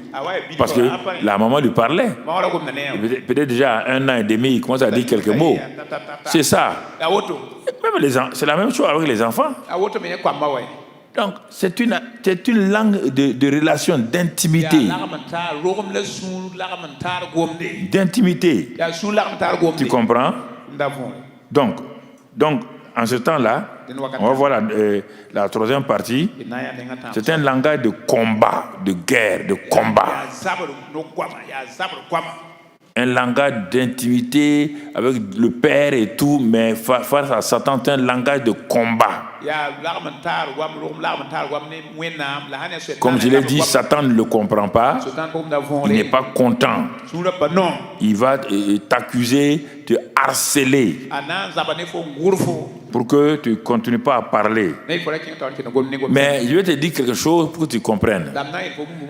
Dans les temps de guerre, chaque armée, écoute-moi ça, Chaque armée, on va développer ça à la prière du mercredi.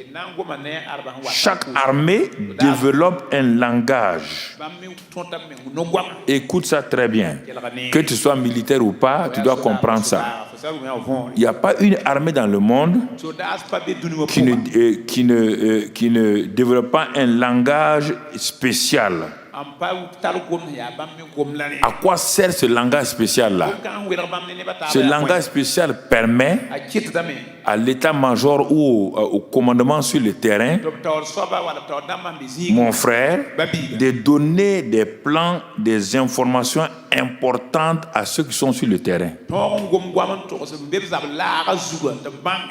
Dans le langage militaire, on appelle ça des codes complexes.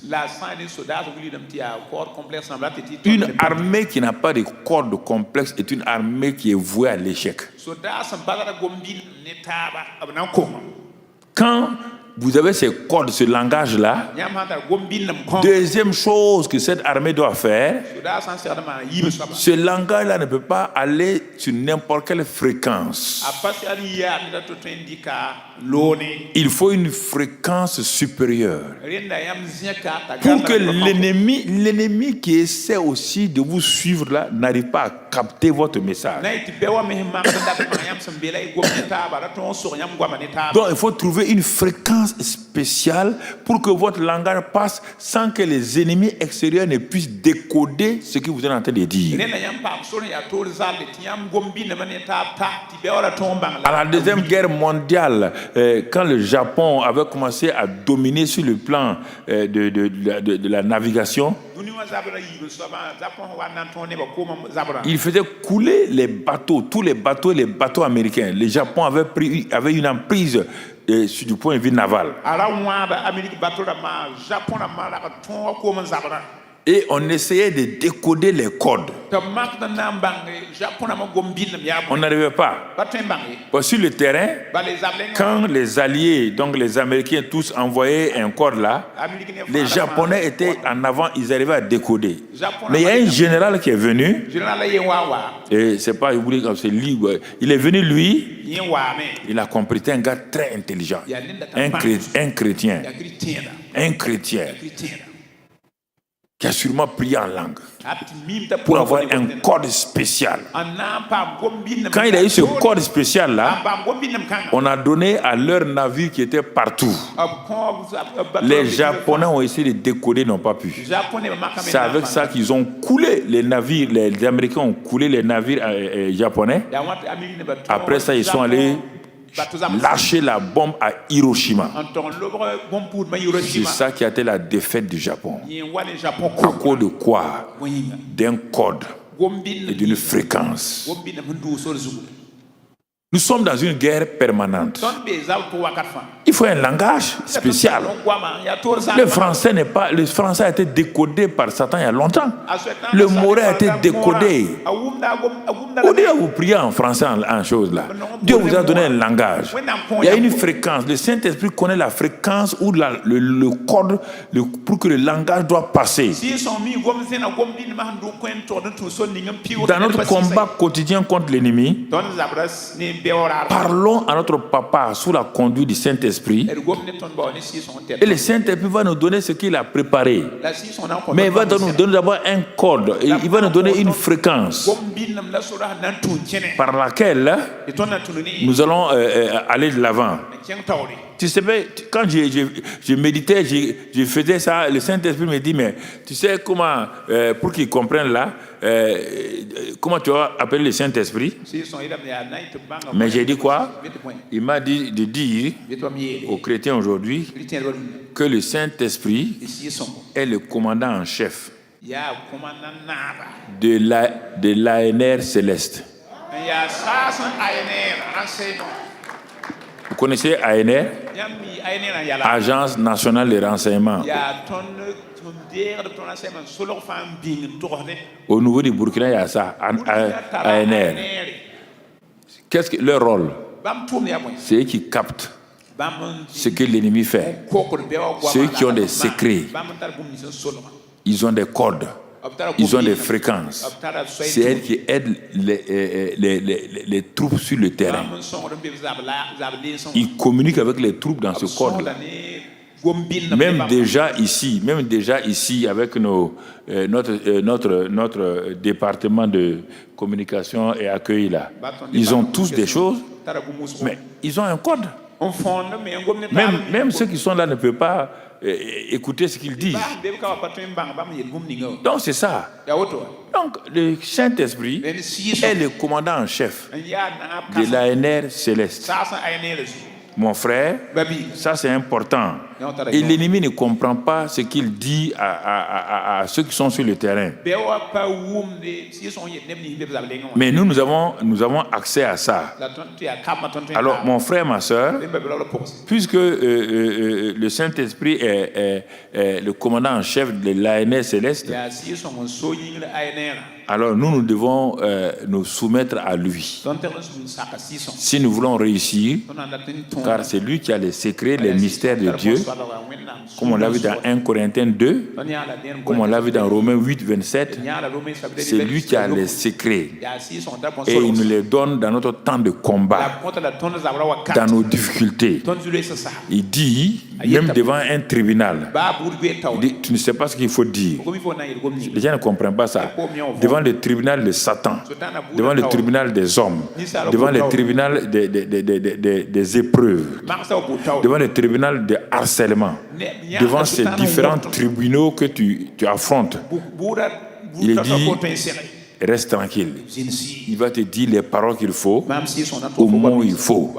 Ils ont arrêté Paul, les pharisiens, les sadducéens. Tout le monde était d'accord pour qu'on tue Paul. Paul ne savait pas quoi faire. Il était arrêté là. Comme Paul dit que lui, il prie en langue plus que tout le monde. Il dit que lui, il prie en langue plus que tout le monde. Donc ça veut dire que tout le temps, lui, il prie seulement en langue. Son secret, la puissance de Paul vient de ça. C'est pourquoi il a dominé les pierres et les autres. Il priait en langue en toutes circonstances, en tout temps. Pas quand il avait un problème. Non. Quand il marchait, quand il allait quelque part, il savait. Je prie en langue tout le temps. Il n'y a pas besoin d'attendre que je sois en prière. Prier en langue, c'est prier parler à mon Père. Quand je fais du sport, je prie en langue. Quand je parle en langue, je développe mon parler en langue. Alors, Paul savait qu'on va le tuer. Et brusquement, le Saint-Esprit dit ceci. Dis la phrase là seulement. Je suis pharisien, je crois à la résurrection et aux anges. Tout de suite, l'atmosphère a changé. Ceux qui s'étaient unis là, pour tuer Paul là, les pharisiens croient aux anges, à la résurrection, ils croient à ça. Les sadducéens ne croient pas à ça. Quand Paul a parlé, il a divisé l'assemblée en deux. Les pharisiens ont dit, c'est un des nôtres, c'est un des nôtres. On ne peut pas le tuer. Il est de notre groupe. C'est ainsi que Paul a pu partir. Alors mon frère, tu ne parles pas en langue. Et tu veux que Dieu, tu parles. Les prophètes. Pourquoi tu sais quel prophète? Sois le prophète de ta vie. Prie en langue. Prie en langue. Combien de femmes? On va s'arrêter là. Des femmes, mon frère, ma soeur, qui avaient des difficultés avec des enfants, ne savaient que quoi faire. Dieu a dit, mais tu as des difficultés avec l'enfant. Tu ne sais pas ce que l'enfant traverse. Tu ne sais pas où l'enfant se trouve. Prie en langue. Dis son nom et commence à prier en langue. Prie en langue sur maman. Prie en langue. Dis son nom. Prie, Seigneur, je ne sais pas. Toi, tu sais ce que mon enfant fait. Son caractère a changé. Ma fille, là, brusquement, elle a changé. Bon, tu essaies de parler, elle ne parle pas. Seigneur, qu'est-ce qu'elle vit? Je ne sais pas. Au lieu de pleurer là, prie en langue. Prie en langue. Prie en langue. Prie en langue. Prie en langue. Prie en langue. Et quand tu pries en langue là, tu vas voir ce qui va se passer. Le Saint-Esprit va Il y a eu plein de cas comme ça. Une fois, j'étais en Bretagne, en France, je prêchais dans une ville. Après, je suis allé dans une autre ville là, Châteaubriand, c'est ça. Et comme j'ai pris en langue, avant d'entrer dans la salle, j'ai prié en langue. Et le Saint-Esprit m'a dit qu'il va révéler quelque chose à une dame qui va venir. Sa fille est sortie depuis des mois. Elle ne sait pas où se trouve sa fille. Et elle est inquiète. Ils ont prié en français, tout chose. Et dit, comme tu as prié là, donc quand le temps est venu, j'ai prêché. Dieu me dit, voilà la dame là. Voilà la dame là assise là-bas. Souvent, voilà, elle est assise au fond là. Dis-lui, madame, votre fille est sortie depuis des mois. Elle va venir cette nuit-là à minuit. Minuit. Les gens ont regardé. Quand on a fini de prêcher dans cette ville-là, on faisait une tournée en Bretagne. Donc on est allé le lendemain dans une autre ville. Donc je prêchais. Au moment où je prêchais là-bas, Dieu dit regarde. Je regarde. Je vois la femme là qui rentre avec une jeune fille. Quand on a fini, elle a pris la parole. Elle dit pasteur, je pleurais pour ma fille. Mais moi, je ne priais pas en langue. C'est moi qui ai prié en langue. Elle ne connaissait pas ça. Pour l'aider, moi, j'ai prié en langue. Je ne la connaissais pas. Et voilà ma fille qui est venue. Ça s'est passé en France. Ça s'est passé en Suisse. Je prêchais en Suisse. Dans une église où on m'a interdit de lever les bras. Parce que c'est une église évangélique pure et dure. On ne lève pas les bras. On n'appelle pas les gens à la repentance. Il ne faut pas trop crier. Mais j'ai dit au pasteur là, mais je dois faire quoi maintenant? Mais c'est à VV, c'est VV. Il dit, mais je dois faire quoi? Moi, je ne lève pas les bras. Je ne crie pas. Je ne bouge pas. Mais le Saint-Esprit m'a dit, il faut aller. Bon, j'ai dit, je vais aller. Ils ont un grand... Il n'y a pas de groupe musical, hein? C'est les pianos qui vont jusqu'au mur, là. Quand on joue... Ouais. Il est merveilleux. C'est ça. Quand ils ont fini, il dit, le pasteur va prêcher. C'est une église de bourgeois, Les grands médecins, les riches là, c'est leur église. Et le pasteur là, il est fatigué. Il a dit qu'il veut démissionner parce qu'il ne peut rien faire. Alors, j'ai pris la parole. J'ai pris, comment on appelle, Jean 15. Cep et branche. Ça, ce n'est pas un message trop pour le Saint-Esprit. Quand je prêchais, comme j'ai prié, il ne faut pas dire Dieu a dit, hein? Faut pas dire ça. Il dit supposons. Je change de langage. Supposons que votre fille ou votre petite-fille soit sortie depuis des mois et que vous n'avez pas de nouvelles. Est-ce que vous ne pensez pas que Dieu est quand même capable de ramener la fille là, et même demain peut la ramener? Bon, là, comme c'était logique, les gens ont fait comme ça. Donc, j'ai dit, il y avait une maman qui était à la troisième rangée. Tu sais, les femmes bourgeoises là, tu les connais quoi? Il y a des bagues ici. Hein? Je ne sais pas où elles trouvent les affaires là. C'est dans une boutique que les gens là, boutique à Paris là, que les femmes là. J'ai oublié le nom de la boutique là. Qui peut me donner le nom? Toi, tu connais le nom, donne-moi le nom. C'est là-bas qu'elles vont chercher leurs affaires. Aïe! Vous savez, elle était assise comme ça, digne. J'ai vu, elle a ouvert son sac, elle a enlevé un mouchoir, elle a commencé à pleurer. Je savais que c'était elle. Elle a commencé à pleurer. Comme j'ai vu ça là, il me restait toujours, puisqu'ils m'ont dit 20 minutes. 20 minutes de prédication. Il me restait 2 minutes. Saint-Esprit a commencé à révéler aux gens. Mais je n'ai pas dit Dieu a dit, j'ai dit supposons. Supposons. Quand on a fini, 20 minutes, je me suis arrêté. Tout le monde était là. Le pasteur était là. Il dit, vous avez dit 20 minutes, hein? J'ai fini? Quoi? Vous avez dit 20 minutes. Moi, mon introduction, c'est 30 minutes. Dieu m'a aidé à faire un message de 20 minutes. C'est déjà bon? Vous comprenez? C'est dans ça qu'on va avancer doucement. Ce que vous avez entendu ce matin, c'est très important. Le parler en langue. Votre langage familial. Parlez. Le Saint-Esprit est content. Deuxièmement, c'est un langage de guerre. Quand vous parlez ça, Satan attaque là, dites-lui de partir, il ne peut rien. Vous êtes vainqueur. Parce que vous parlez un code secret qui ne comprend pas. Que la grâce de Dieu soit avec vous. Que sa paix soit avec vous. Que la communication du Saint-Esprit soit pleinement avec vous.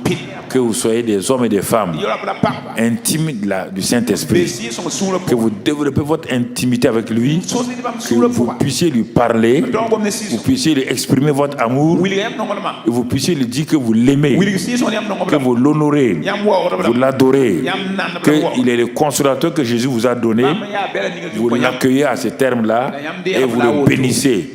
Si vous faites cela, votre vie spirituelle va changer et vous allez voir que des choses vont commencer parce que les secrets vous seront donnés. C'est comme ça que j'ai fait. Pourquoi je prêche comme ça? C'est en développant ma relation avec le Saint-Esprit que Dieu a commencé à me parler, que la grâce de Dieu soit là, que sa paix soit ici. Quand il a dit de construire ces bâtiments-là, les gens ont pensé que j'étais fou. On n'a pas d'argent. Ça a coûté comme 1 milliard et quelques. Mais pourquoi? J'ai cassé. Dieu a dit de faire. On n'a pas écrit à quelqu'un. On n'a pas écrit en France. On n'a pas écrit en Amérique. On n'a pas dit à quelqu'un de nous aider. Le bâtiment est fini. Tu es là-dedans. Par le Saint-Esprit. Le Saint-Esprit avec toi, avec ta famille. Il te conduit. Il te garde. Au nom de Jésus. Amen. Gloire à Dieu. Pour acclamer l'excellent Saint-Esprit. Alléluia. Alléluia. Apprenons à connaître le Saint-Esprit.